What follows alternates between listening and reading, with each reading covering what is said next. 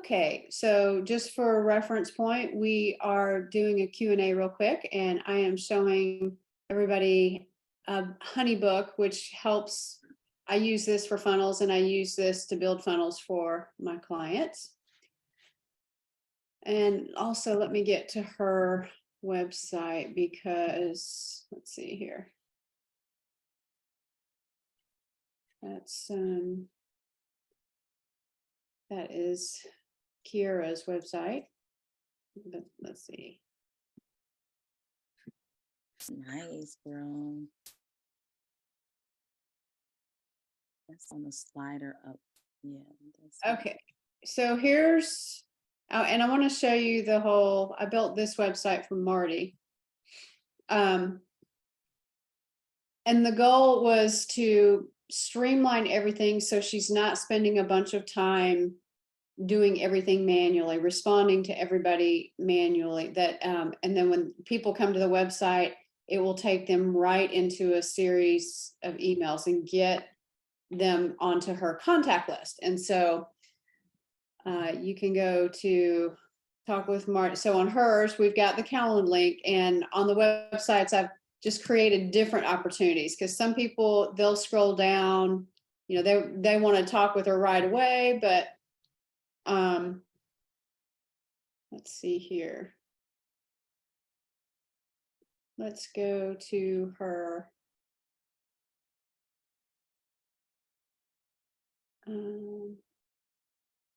packages page. Let's see, free consult with Marty. Oh, wait a minute. Let me get her funnel. Talk to Marty. Doggone it. Hold on. Let me find the right page here.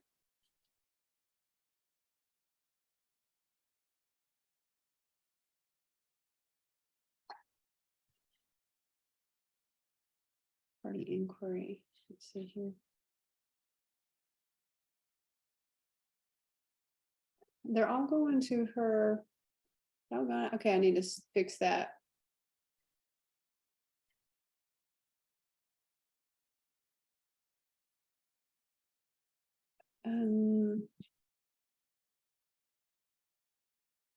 Those are just the options.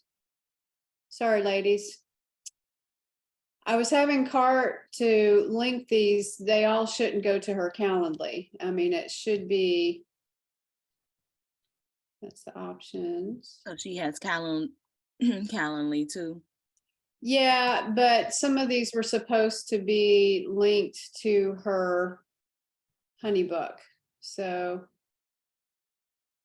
book with Marty. Okay, here we go. Book with Marty, inquiry form. So this is a questionnaire form that comes from HoneyBook, and the styling is somewhat limited on it. You can change colors and all of that. You can put your logo in here, but you can basically create any length of questionnaire. And so for her, she's getting their name, email, phone number, what services, what's important. And so what happens is this goes into her system once somebody fills it out, and it'll show up. This is your dashboard in HoneyBook. Real easy to use. Whenever you get a new inquiry, it tells you. And people show up as projects here. So every time somebody does an inquiry, they show up, and it's like this funnel that they walk through. Now, once they get into the system, I did this for Kiera and I did this for Marty, but I've built an automation. So once they fill out the form, let's see here. So we have some different automations for her. So this is the one. What's going to happen now is she has a series of emails that she's going to get, generally one per day. And in the first one, for example, hey, thanks for submitting your inquiry form. Let's schedule a call. So I have the Calendly link in here so that they can book a call directly from here. And then The next one is, hey, I just wanted to share I'm giving you my brochure, but in case you need my calendar link again, here it is. So I've just created a series of emails to address everything that they need, testimonials. And then in this automation, you can also have a proposal created. So there's a template in here. I've created this for her. You could do this yourself very easily. But basically, you have a proposal and you can require approval before sending. So that way, when somebody it's time for them to do a proposal, you put it on hold. So there's all these little actions that you can do to make it easy. So that is for, getting them in her system and getting the relationship built with those people so that she can get on a call. Main goal, once they get in here, is to get them on a call so that she can sell her packages and then create a proposal. So this also, you can create your proposal. It has your invoice. It has a contract in here that you can use, and then it also takes care of the payment online. Okay. And then it just tells you these are different categories that you can put them in. These can be changed. You can add these, you can subtract these. But basically, an inquiry, somebody has sent something to you, but you haven't talked to them yet. Follow up means you've had some kind of interaction with them, like one of your automated emails went to them. And for her next step would be, a meeting, a Zoom meeting to sell them on the call. And then hopefully a proposal, they'll request a proposal and then it gets signed. So all of these things are steps in her funnel. Okay. You can see your calendar on here.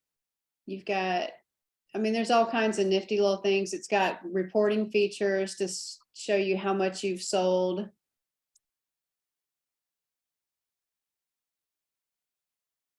Yeah, so you can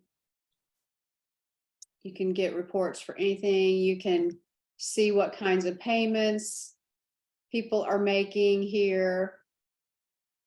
You can, if you want to do a payment plan, it is super easy when you're creating your proposal. You just add it in. So I have a special proposal that I've created for her. And let's see here.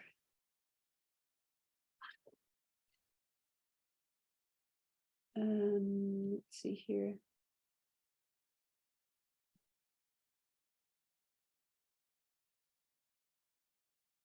Client agreement.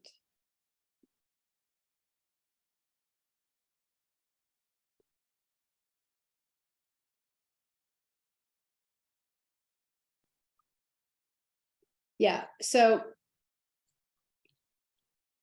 what we did is this template has all the different possibilities of different things that they could create. And you can create a payment schedule here. Oh, okay. The payments. Add a payment. You can do them in equal installments. You can change it. It's real easy to create. And then it has the contract right out. If you have a contract, if with your kind of services, it might be good to have, limitation of liability. They have examples in here and templates that you can actually use and tweak for yourself. Okay. If you don't have your own contract already made up. Do I have to have those contracts reviewed by, have you heard of SCORE? I guess they review legal documents. Yeah, you can do that and submit it. I actually use an attorney, so Right. I know that the templates that I have are pretty secure. So, if you needed one, then I could probably throw one over to you that you could tweak and it's sound. Oh, okay. But with this template also, so you get the contract in there and then it takes them to the payment. So they would get your invoice contract. Once they sign your contract, then it generates this payment link where they can pay for everything online. Oh, so this is her point of sale. Mhm. So she collects. So if I have Square, I wouldn't need HoneyBook and Square, both. You could, well, you could, you could have both. I actually have both. I mean, if you go in person to places, you can take your Square with you, but the beautiful thing about this is everything is online. It's seamless. It works like clockwork. Okay. And how do you feel about the percentages that Square takes out of each payment you receive from people? Everybody who is a payment processor takes out a fee. Um, the going rate was 3% or 2.9, Mhm. but there are lots of companies who are increasing that. I mean, some of them are even going up to 5%. Oh, because sometimes even if people put down a little $50 deposit, they'll even send that over to the bank and take out a Yeah, percentage even of that. yeah. The only way that you're going to avoid that is if they write a check to you. Mm, And if they write a check to you in this system, I mean, you can still go in and mark it paid. They can do a bank transfer here.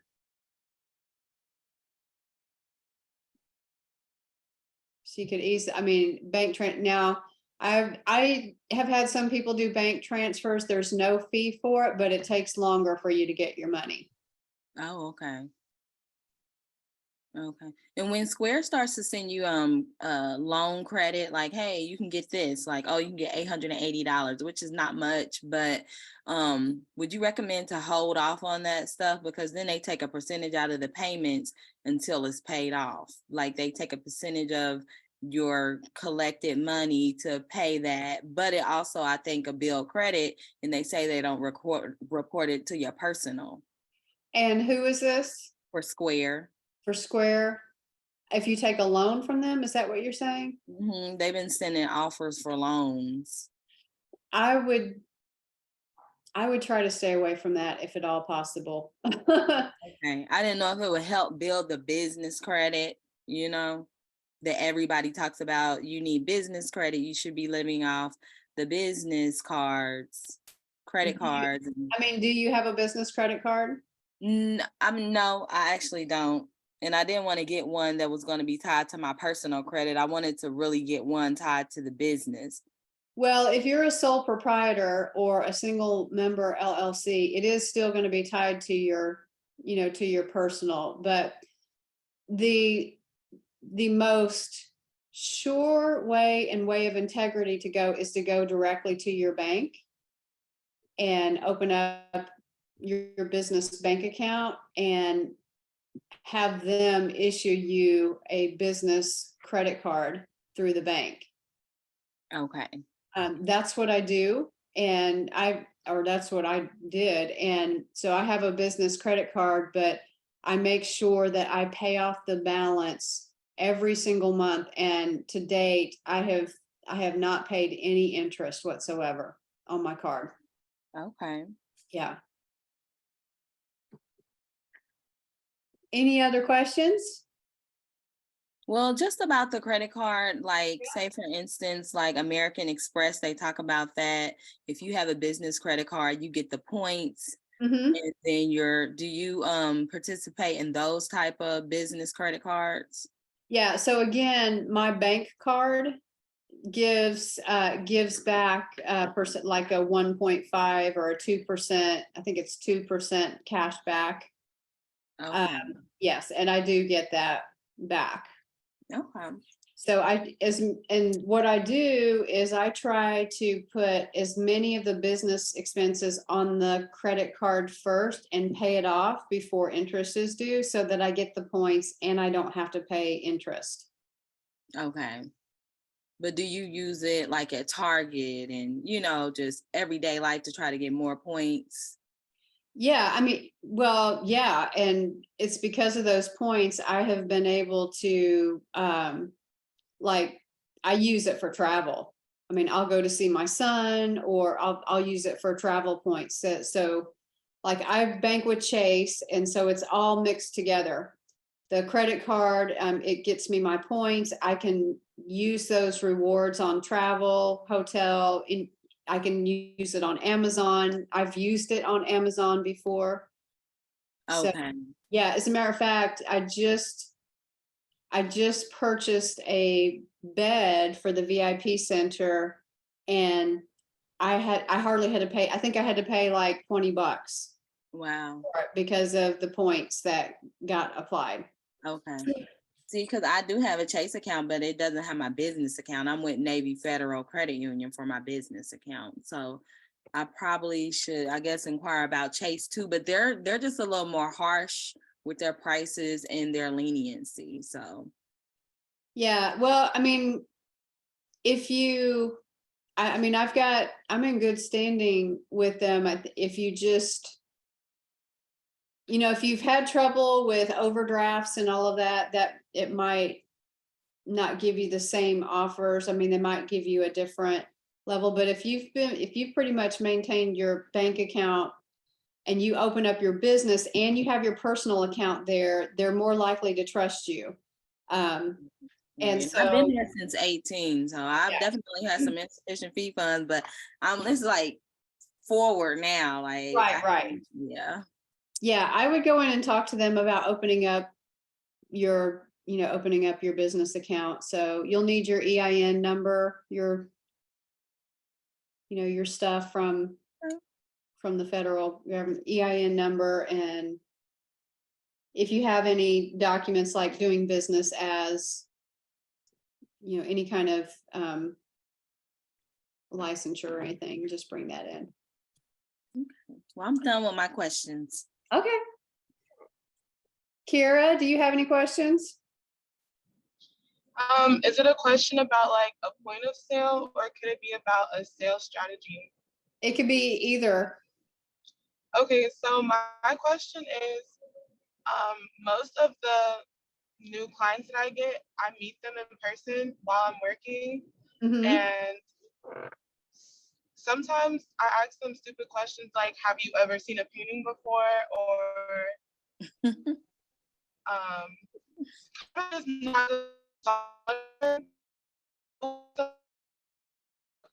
initiate conversations with potential clients. You cut out, so I didn't hear your question. What would be good questions to initiate conversations with potential clients? Okay. So you're usually working, I'll tell you one thing, I would definitely, before I ever go to an event, I would go ahead and think through 3 key questions that I would ask before you ever go to that event. So it depends on the event. So let's say that you're at a live wedding, you're doing the live wedding event.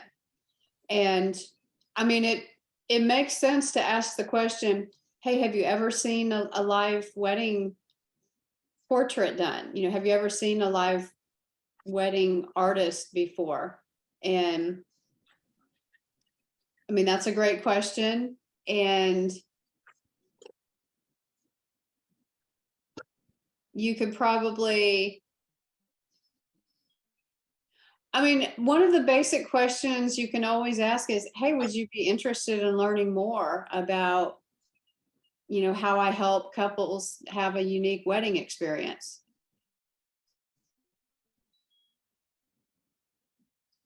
Yeah, that's a good question.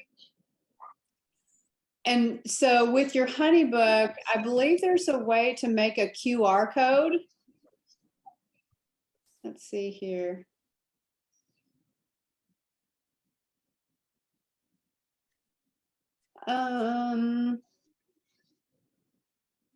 Let me ask a quick. So what I was thinking, what would be cool is if you had a QR code that goes to your questionnaire, and you could just share by phone. Hey, would you like to take the live wedding quiz? I mean, we've got a live wedding quiz on your, that's one of your buttons in your automations. And so if you could get them to the live wedding quiz, you can capture them as a lead. Let me see if you can do a QR code for HoneyBook. That's helpful because I think when I am talking to them, I'm thinking about what is the last step that I need them to. But instead, I should think about how to get them into the funnel that we built. Yes. Let's see here. Well, actually, I think you can, I don't know if you can, I'll have to do a little research on it, but I think you can make a QR code in HoneyBook. And if you can't, you can still make a free QR code in general and tie it to, you could tie it to directly to your website. Let's see, let me get her off of here. Yeah, but I would say definitely that's the goal is, I mean, the conversation could be, hey, have you ever seen a live wedding artist? Well, that's what I'm doing here today. Would you like to learn more about it? Well, yeah, well, great. I have a live wedding quiz. I'd like to give it to you. Here's the QR code. You exchange it on the phone and they go right to your funnel. OMG, that's perfect. Thank you so much.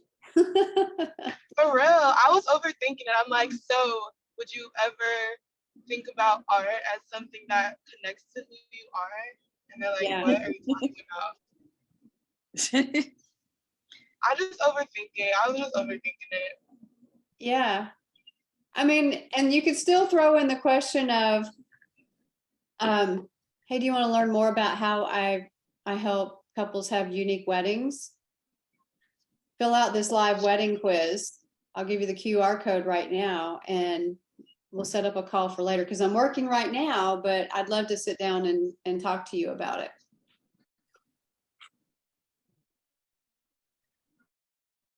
Okie dokie. So what I was going to do, I don't know if we'll have a lot of time to do this, but maybe we could just do a little bit of brainstorming because today is the 4th Wednesday of the month, and so we try to focus on sales conversations. Why don't we just start with, well, how are your sales? Are you having any sales conversations? And if so, how are they going? So Ariane, what would you say? I'm having sales conversations in the sense where a few people reached out. One person reached out about a bridal party, I told you, and the other person reached out about a company event. And so instead of me trying to go into detail with them, I let them know, hey, let me get some literature, let me get the information together for you, and I'll forward you over an email. And so, and I just kind of went right into it, like, you know, for this type of event, it's going to be, you know, $350 for the full concierge fee, for any additional, but then per drip, you know, you pay like $140 something for each drip. If it's more than 10 individuals, it goes down to $130, and 75% is required 3 weeks, no less than 2 weeks prior to the event date. You know, and I just give them all the details, and I kind of end it with something like, you know, so then you can be flowing full with energy, glowing, recovering from a party for your big wedding day. Or so then your employees can show up at their best, being there, feeling their best type of thing. So, so I did a little bit of talking this week through literature. And so now I'm going to have to follow up with them, see if they have questions, things like that. Okay. So you went for the gusto. And then there's a follow-up conversation that has to happen. Yes. Okay. So I have to execute on the follow-up conversation. Right. And so when you were talking to them, did you set up a call, or was it just email, or what was? Well, the people who inquire apparently are inquiring they're not the head of it. So one is like, hey, you know, I want to bring you business. This one lady, she's interested in a Ivy drip party for her bachelorette or whatever. I don't know the details about it. So I need to circle back around to her to ask her maybe how I can follow up with the bride or whoever's over it. And vice versa, the gentleman who reached out, and then he reached back out, because I didn't send it to him that same day. He was like, don't forget about me, And so I did ask him what company he works for, and he works for a company called Hydro Gear. Mm-hmm. So I wanted to present the information like on my letterhead and wanted it to look nice and very professional. And so that's what I did. And I also sent him a link that's on my blog, that's on the website, so that they can get literature for those who don't know about IV hydration. Okay. So one thing that I would give you some tips on when we think about, let me share my screen here, because this is like the formal sales conversation that we have with people where we lead them into the sale, we lead them into our options. And so even if you've got somebody that they're inquiring like for a company or something else, you're more likely to leave an impression on them if you take the time to just stop and ask a few curious questions, curious and powerful questions. So it could be, tell me a little bit more about why you can, what was it that caused you to connect with me? And you want to hear the detail. Well, we're thinking about having a company retreat. And so you just want to get information from them and allow them the chance to talk, because people want to be heard and they will remember that feeling. They will make an emotional connection with you when you're asking those curious questions, even if they are the secondary person. They're basically the gateway to get you to the real person that you need to. So you've got to connect emotionally and relationally with anybody that's in front of you.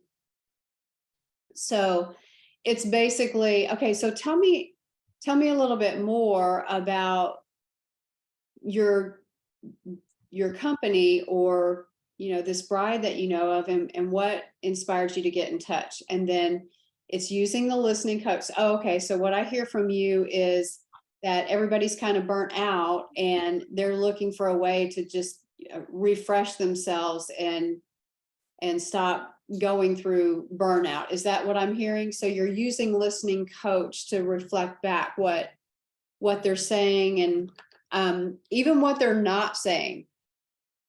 So, some other curious questions might be, what do you think would be the best possible experience that this person could have? Or, or what do you want the outcome of this to be? So that's another great question to ask. And you can take all of that information and you can turn it around and say, so what I hear from you is that your company wants to have this event because employees they're burnt out, they're needing some kind of retreat, something refreshing and something unique. And this seems like a good option for you. Is that a good summary of what you're saying? You would be amazed at how, when somebody says, yes, that's exactly what's going on, you will have made a stronger connection compared to everybody else. And what happens is they're going to make a beeline to get you connected with the right person because you've just built a relationship with them. Okay. And so when the lady called, I could have went there with her, but how would I have went there with the gentleman because we were just messaging back and forth? Okay. Well, if you were just messaging, I would try to get him on a call. And you could say, hey, can you do a quick call? I'd like to learn a little bit more about your situation to see if this would be a good fit. Do you think I still can follow up with him now that he has the information? You think I can still follow up with him and try to get him on a call like, hey, just wanted to get you on a quick call before we go into the holiday season? Absolutely. I would do that because most people there, I mean, when you just hand them literature, literature gets thrown on the dashboard of the car and, on a table and then gets carried out with recyclables, but talking, just say, hey, I'd like to connect with you, and I'd like to hear more about what you're looking for and understand what the challenges are that, to make sure that we're the right fit for each other. I mean, I would say something like that. Mm-hmm. And what I would also say is, and I would like to give you some options and recommendations. Okay. So that's what I would do there, because the literature doesn't sell Right. your services. You do. You are the brand, and so you want to connect with them on that. Okay.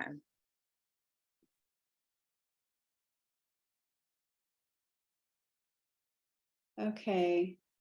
Kiera, I know this isn't like the full-on sales conversation, but how are your conversations going with people? Are you talking to people?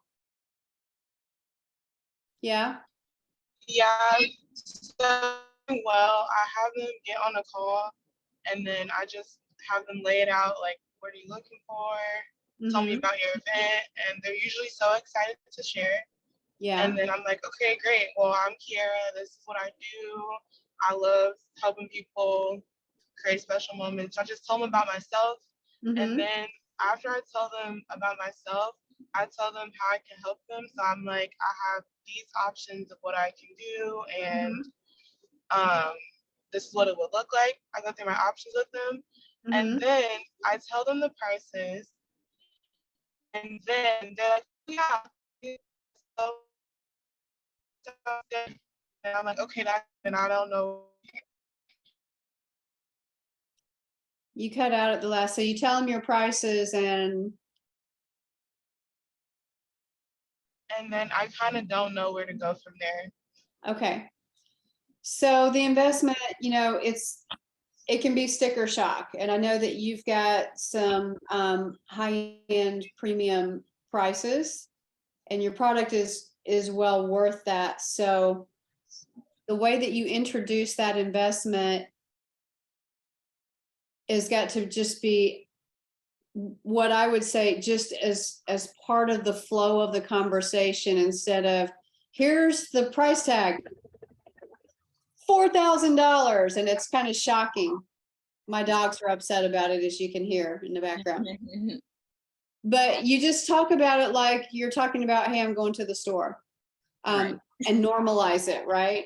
So the investment for, and with your package, you're saying, here's what comes with this package. You're going to get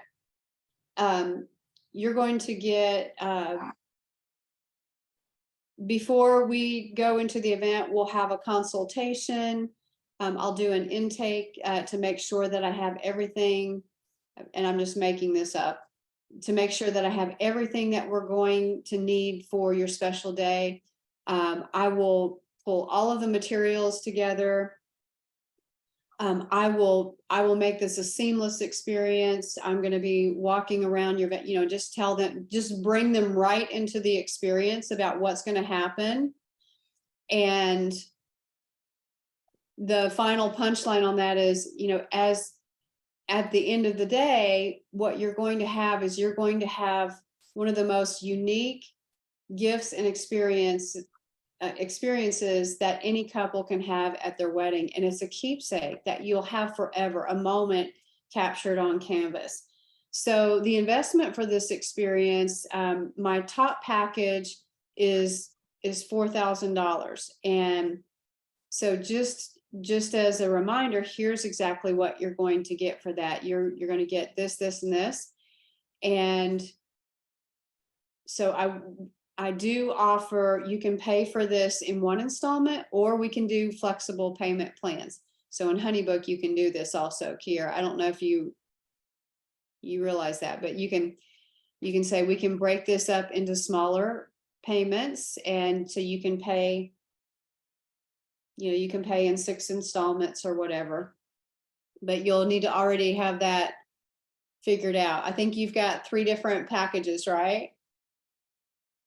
For this, yeah, so I would have it, I'd say I can do it in 1, 4, or 6 installments. Which works best for you? All right, and then after you tell them the installment, say, well, I'd like to answer any of your questions, and then see if you want to go ahead and get started. So you want to get to that statement that says, you know, I want to answer your questions, and let's see if we can get started, because that's an action, and that kind of drives people to action.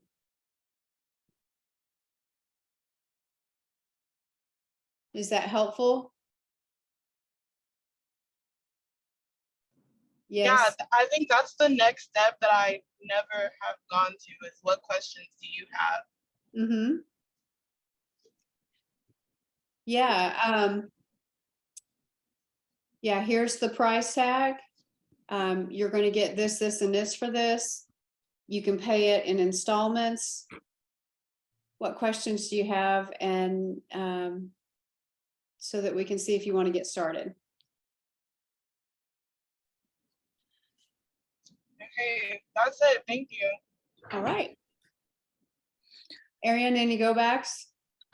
Yeah, I wanted to see if yeah, I took a picture of some of this stuff so that I can definitely start to incorporate it, especially like the pay installments, and then that word flexible payments. Yeah. I think that's very, you know, that would speak to me. So because I recently had my membership packages go up on the website, but of course they may have to be revised and things. So I haven't started pushing them out there yet, but I gotta make sure that I'm like not undercutting, but not overdoing it either. Right.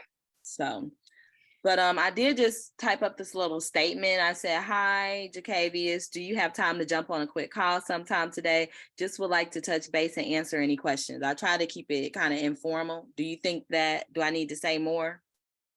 I would add in there, you know, I'd like to learn a little bit more about, you know, what you're planning, so that I can give you the best options and recommendations. Oh, okay. Recommend the best. That's what I was looking for. Yeah. Best.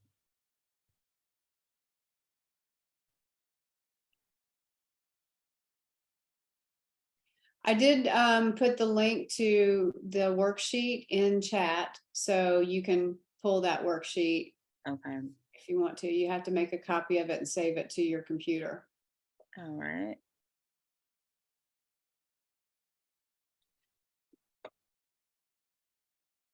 And I have a few things on here about objections. This is something that we've worked on this year. It's important to know that people naturally, their brain is wired to say no first. So knowing that, they have to get over the initial shock of things. Yeah. All right, ladies, I do have to get off here. I've got somewhere that I've got to be. So. Are you in Indianapolis or are you out of town? I'm in Indianapolis. I'm at my house right now. Oh, okay. So when you was getting on the plane, to come home. Yes. Okay. Yep. All right. Well, thank you so much. You are welcome, ladies. I hope you have a great Thanksgiving.